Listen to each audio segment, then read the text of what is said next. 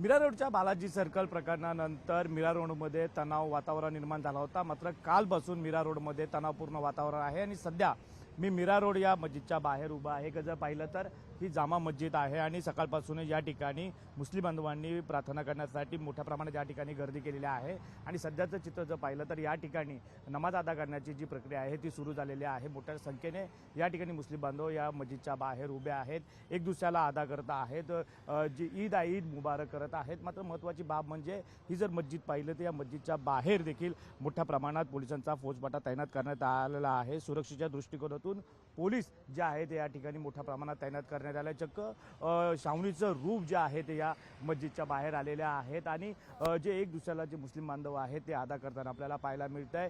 Police प्रशासन देखील या ठिकाणी सज्ज झालेलं आहे। 2 दिवसापासून जे आहे ते या ठिकाणी वातावरण जे आहे ते ताणलेलं होतं। मात्र सध्या परिस्थिती आहे ते तणावपूर्ण आहे आणि मुस्लिम बांधव जे आहेत ते ईद जे आहे ते साजरी करताना आपल्याला एकंदरीत या ठिकाणी पाहायला मिळतं। ही जी मस्जिद आहे ही जामा मस्जिद आहे आणि या मस्जिदमध्ये मीरा रोडमध्ये बहुसंख्य जे मुस्लिम बांधव आहेत ते या ठिकाणी आलेले आहेत आणि नमाज अदा करण्याची प्रक्रिया जी आहे ती सुरू आहे।